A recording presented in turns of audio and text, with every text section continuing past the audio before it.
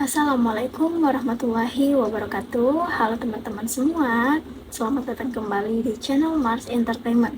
Kali ini kita akan membahas secara umum tentang sub-sub materi yang ada dalam tes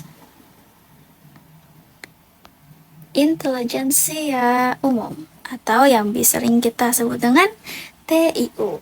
Nah, oke teman-teman semua, jangan lupa untuk like, comment, and share video ini, serta jangan lupa juga untuk menonton video-video kami sebelumnya, karena kami banyak banget mencantumkan beberapa tips and trik saat kalian akan mengerjakan soal-soal CPNS seperti ini.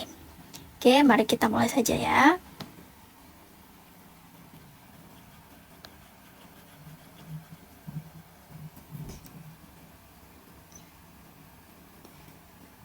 Oke, jadi TIU atau tes intelijensia umum kita bagi menjadi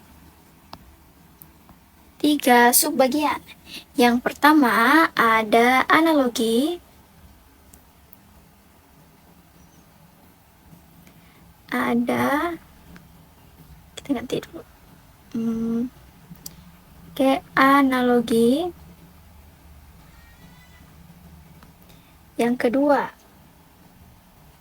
kedua ada silogisme.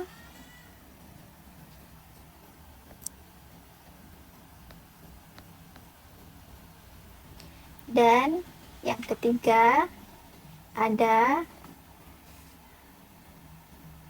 analitis.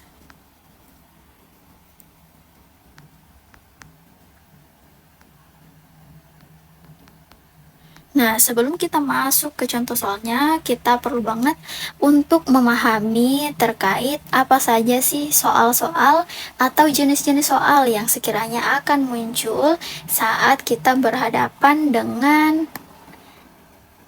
tes intelijensia umum.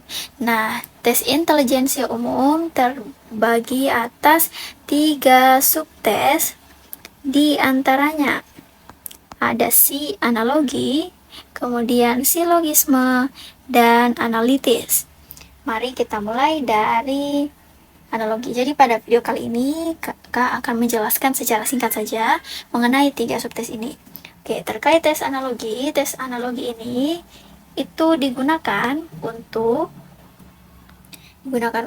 menguji peserta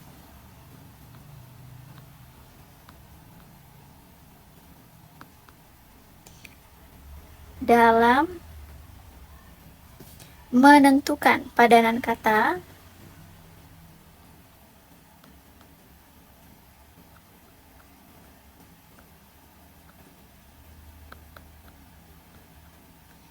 yang sesuai dengan pola.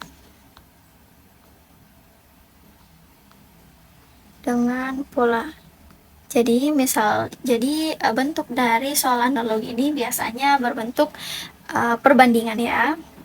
Untuk perbandingan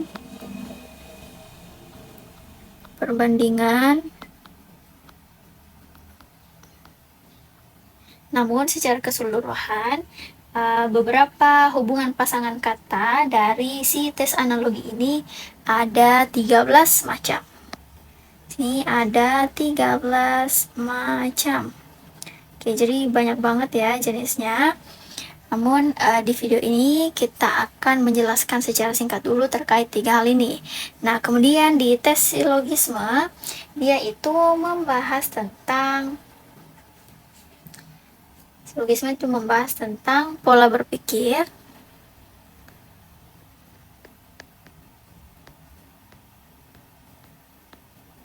dan cara penarikan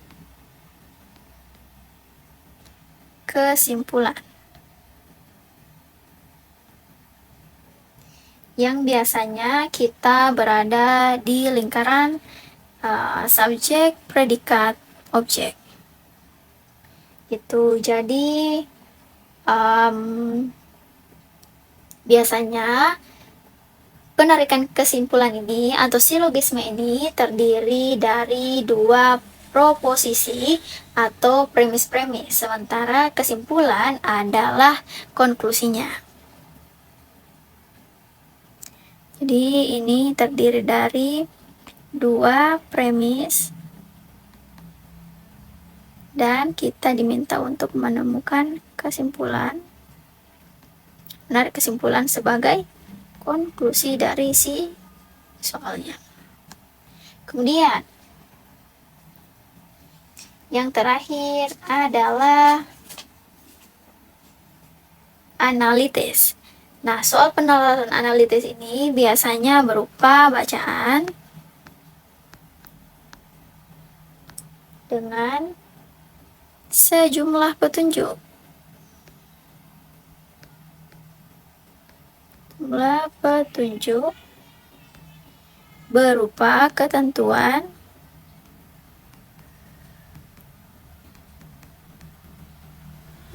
atau batasan yang terdapat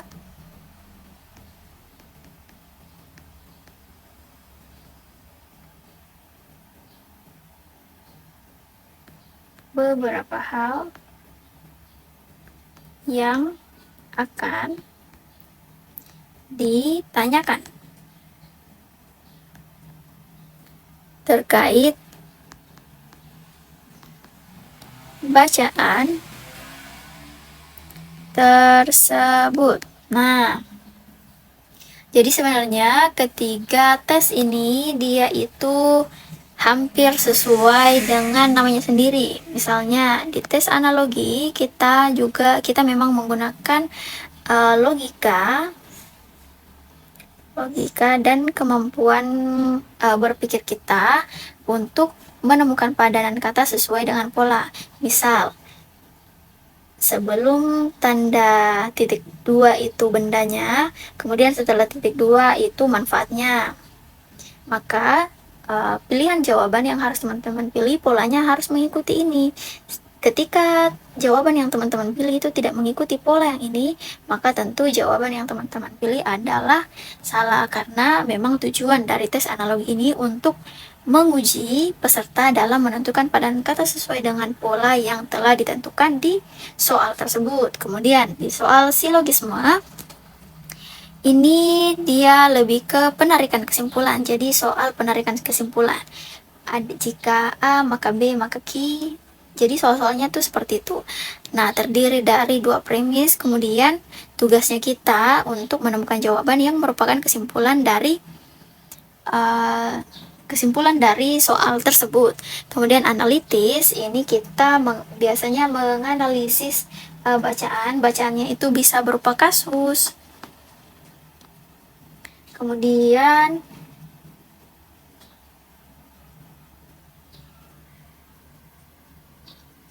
karena soalnya adalah berupa kasus, maka diperlukan kefokusan, konsistensi, konsentrasi maksudnya, konsentrasi, dan pastinya harus teliti. Oke, jadi teman-teman semua pastinya akan sangat mahir untuk mengerjakan soal ini ketika teman-teman itu rajin melakukan latihan soal. Mengapa demikian? Karena latihan soal membuat teman-teman terbiasa, dan ketika berhadapan dengan soal, teman-teman akan lebih cepat mengenali pola, tips, trik, dan cara termudah yang bisa teman-teman gunakan untuk menjawab soal tersebut. Jadi untuk video kali ini secara singkat saja penjelasan mengenai TIU untuk teman-teman ketahui terlebih dahulu sebelum kita masuk ke contoh-contoh soalnya dan lebih banyak membahas tentang sub-sub tesnya.